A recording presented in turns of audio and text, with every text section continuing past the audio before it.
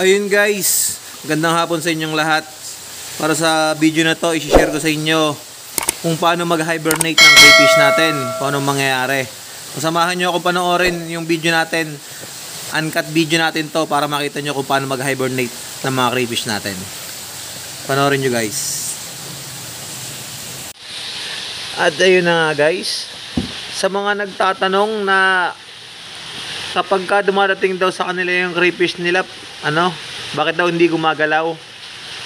Lalo na po ngayong summer, pag nagpapadeliver po kayo ng mga alanganing oras, kaya mga 1:00, 2:00, 3:00 ng hapon, napakainit po. Kaya naglalagay po tayo ng yelo. Ang nangyayari ho, kapag malamig yung klima, nag-hibernate po yung mga crayfish natin. Natutulog po yung mga yan, nakakatulog po sila. Kaya pagdating sa inyo, hindi na po yan gumagalaw. Akala nyo dyan patay na. Sa mga hindi po nakakita, ito yung actual video na papakita ko sa inyo. Ayan po, buhay na buhay po yan ha. Gumagalaw po yan. No cut po itong video na to. Ayan, naglagay po ako dito ng tubig na may yelo. Ayan, kasi malamig ho yung yan. Dapat malamig yan. So, lang natin, obserbahan natin ha. Kung anong mangyayari kapag malamig yung klima doon sa ang lamig niyan. Ayan, lumalaban pa yan. Gising pa ho yan kasi lumalaban pa yan. Ayan, gumagalaw pa yan. No cut po yung video natin na to ha. Wala po tayong cut dito ha. Ayan. Pinapakita ko po sa inyo kung ano yung mangyayari kapag sobrang lamig ng temperature. Ano pong magiging itsura ng mga crayfish natin. Kasi karamihan po, pagdating sasabihin, sir, patay po yung dineliver nyo, ay yung pinadala nyo. Paano kaya to, sir? Ano po bang ginawa nyo? Sir, kasi sobrang lamig na po ng tubig. Kasi nag-freeze na po yung mga ARC natin. Ito, sir, patay na po, hindi na gumagalaw. Sinesend sa akin yung video. Hindi po ganun yun. Mali po yun. Mali po yung ganung theory. Hindi po talaga yung totoo. So ayan po, tinanggal ko na yung yelo. Papakita ko sa inyo kung ano mangyayari sa ARC natin kapag nag-hibernate. So ayan po ha, sobrang lamig po ng tubig na yan kasi naglagay tayo ng ice dyan. Ito yung nilagay natin na ice. Tinanggal ko na rin kasi sobrang lamig na rin naman ito. Ayan, malamig na po yan. Ayan, medyo gising pa siya. Ayan. Panoorin nyo lang po, uncut po yung video natin na yan. Ito po, ginawa ko tong experiment na to para makita nyo pong lahat yung sinasabi natin na hibernation na tinatawag. Yung iba po kasi kwento lang, naririnig, hindi nila na-experience kung paano yung tamang pag-hibernate. So pag nagpa-ship po ako sa inyo, kung malalayo po mga probinsya, kagaya neto, styro, andyan po sila sa loob, meron po silang konting tubig. Ganun po yung mangyayari dyan. Konting tubig. Tapos may yelo po sa ibabaw ng styro. Pakonti-konti po, bumubuhos po yung tubig ng na galing sa sa yelo. So lumalamig din po yung tubig na tinutungtungan nila. Tapos malamig din sa loob kasi naka-styro nga po. Maliit lang naman yung mga butas natin nun. Kaya akakalain po natin pagdating sa atin ng mga ARC, patay na po.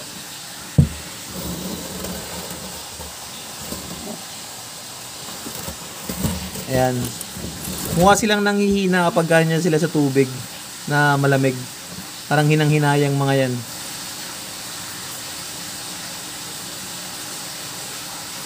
Ayan, medyo gumagalaw-galaw pa. Yantayin lang natin guys. Para makita nyo yung ito, uncut yan, uncut. Talagang hindi tayo nag-cut. Mamaya may mga papakita ako mga video sa inyo, ibang mga tips din natin tungkol dun sa sinasabi nila na kung ilan yung crayfish, yun din dapat ang hides mo. Kasi yung iba ayaw bumili ng crayfish kasi kunti daw yung hides. Parang pag sinabi na, sir, 3 lang po, crayfish lang, trio lang, kasi 3 lang po yung hides ko. Hindi po ganun yun, mali po yung ganun. Mamaya papakita ko sa inyo yung video na patotoo na sa isang crayfish, ay sa isang hides, hindi po kailangan isa-isang crayfish. Mapupuno ng crayfish yung mga ponds nyo. Meron nga ako dito mga isang hides lang, 6 ang laman, 5 yung laman. Ganun po yan. Saka mas madali po sila mag-mate kung mas nagkikita-kita sila. Eh sir, tingnan natin kung gumagalaw pa to. Gumagalaw ka pa ba? Oh. Tingnan natin baka ano, patay na. Joke lang. Hindi ho yan namamatay. Ayan oh. Gumagalaw pa siya. Kasi lalagyan natin tong ano, itabi natin to sa kanya. Kasi gumagalaw siya eh. Siguro nakukulangan eh. Oh, yan.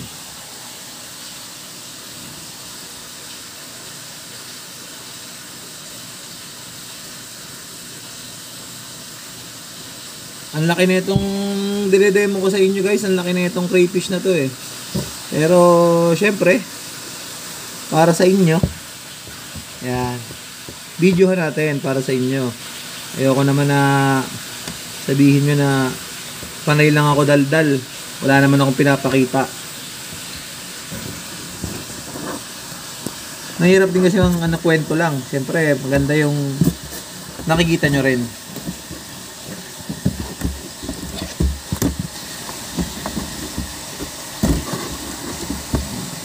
Tasin natin to para lumamig lalo. Ayan. Ayan, ice water na yan. Ayan, tawag na ice water. Sabi nga nung isa kong customer, "Sir, patay na po yung mga binili ko sa inyo. Pagdating ko po sa bahay, parang ice water na yung tubig. Sobrang lamig." Ay, kung ganun po ba? Asan na po yung crayfish? Sabi niyan dito, sir. Kung paano kaya to, sir? Eh, sabi ko na lang, ilagay niyo po sa tubig. Ilublob niyo sa tubig. O, bubuhay po yan. Maya, papakita ko sa inyo kung paano yung sinasabi ko. Ngayon, pag napatulog natin to,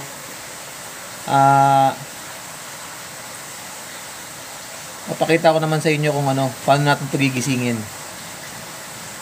Medyo matagal ho makatulog to eh. Kaya kahit ito, sa sobrang tagal na ito, yan, simula nung binidyo natin, yan, 7 minutes na, hindi pa tulog. 7 minutes na po tayo. Hindi ho kasi ako nagkakat. Gusto ko kasing makita nyo kung paano nag-hibernate yung mga ARC natin. Na hindi po ibig sabihin, kapag nalagyan siya ng malamig na tubig, mamamatay na siya agad. Ayan ho ito yung yelo natin, tag 5 piso. Ang liit na ho. Oh, ganyan na lang siya kaliit.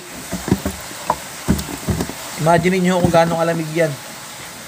Yung kamay ko lalalamig pag naano ko eh. Oh, ayan ho. Ganyan po nangyayari sa mga ARC natin. Ayan. Tama na ho yan. Kaya, isang crayfish. Pasuyo nga ako pre nung hose. Hose. Yan, lalagyan tubig to. Ito ho, gigisingin natin to. Yan ho, uncut po tayo dyan, uncut. Yan ho, patay na, patay? Ano na ho yan, tulog. Ito, tapo natin yung yelo, yung malamig na tubig. Ganito ho yung sinasabi nyo. Ayan. Sabi niyo, pag dumating, patay. Ayan o, kasi tawag na ito. Ayan. Lagyan ho natin ng tubig. Ito. Kasi patay na daw ho, hindi na daw gumagalaw. Ayan, kung tungkong naman ho talaga, ayan. Kasi kung yan, sisipiting ka ho niyan, ayan. Maninipit ho yan. Usually, pag ginanyan nyo ang ARC nyo, sipiting kayo niyan. So, lagyan natin ng tubig. Ito galing pong gripo. Yan, diretso sa gripo yan. Hindi na ho yan galing sa tawag niyan. Yung sinasabi nyo na stock water. Kailangan stock water yung gagamitin natin. Hindi na ho stock water yan ha. Galing na hong gripo yan. Ito, papakita ko sa inyo. Ayan.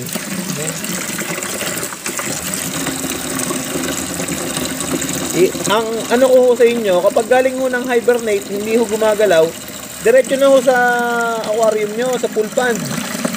Huwag ho yung matakot. Wala na hong acclimation kapag galing hibernation. O sige, okay na yung tubig. Yan, kita nyo po, galing yan ng hibernate. Hindi ko po yan in-acclimate pa. Kaya kita nyo, gumagalaw na. Wala na hong acclimation yan. O, kita nyo kung gaano kaliksi. O, yan. Ganyan ho, kaliksi yan. O, kanina ho, inahawakan natin yan ng hindi nang lalaban. O, yan. Kita nyo kung gaano yung kalakas. Kita nyo ho yan. Sipit kayo dyan. O. Sipit po kayo dyan. Subukan nyo hawakan yan.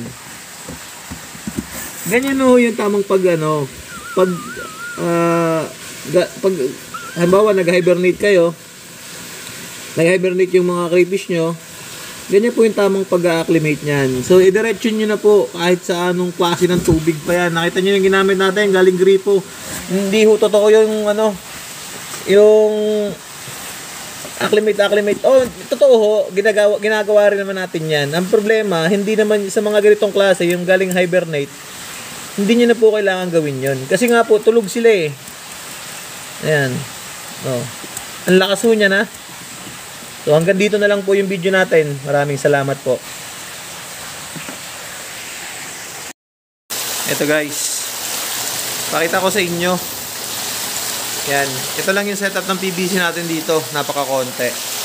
Ang konti lang yan ha. Pero, pag humuli tayo ng isang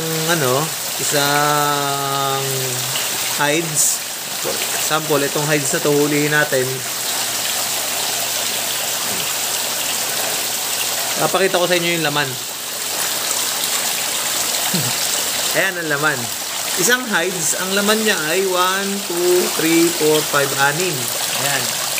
6 ang laman sa isang hides. So, hindi totoo na kung ilan yung crayfish nyo, ganun din kadami yung hides. Ayan. Kung di kayo naniniwala, kuha tayo ng isa pa. Ito, kuha tayo isa pa ha. Ito maliit lang. Maliit lang to. Yan. So guys, ang liit lang na ito ha. Ayan o. Ayan. 1, 2, 3, 4, 5. 5. Ang liit lang na ito. Ayan o. Kung titignan nyo sa daliri ko, ayan o. Hindi aabot ng isang dangkal yan. Hindi yan aabot ng isang dangkal. Kaya hindi nyo kailangan ng maraming hides. Ang butas yan maliit lang din. Ganyan lang ang butas niyan. Ito. Yan. Ganyan lang ang butas guys. Hindi nyo kailangan ng maraming hides. Ayan ganyan lang siya kahaba. Hindi totoo yun na kung ilan yung hides, ilan yung crayfish mo, ganun din yung hides. Ayan nga ang crayfish natin galing sa isang hides yan. Isang hides lang pinagtataguan yan. Pero ang dami nila. Mas maganda yung ganyan guys. Mas madali mag-mate yung crayfish natin. Yung mga nagmo-molt, yun lang ang pinakamahalaga. So kailangan lang makaitago natin yung mga nagmo-molt. Kaya iniiwasan din natin yung mga ganoon. Kagaya na ito. Ito. Ayan. Molt yan. Nasa molting process yan.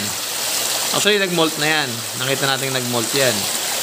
Kaya, nilalagay natin ng enclosure. Nilalagay natin dyan para maiwasan natin. Ito, dahil pa natin hides dito. Hindi natin nilalagay. Hindi naman kailangan ng sobrang daming hides. Mas maganda yung ganyan lang, sakto lang. Ayan o. Kita nyo sila? Nagsiksikan lang yun sila dyan. Ayan. Yan, ito is sa mga tips na gustong i-share sa inyo. Yan. Balik tayo dun sa ibang tips pa natin. Ipakita ko pa sa inyo ibang tips na ma-share ko sa inyo.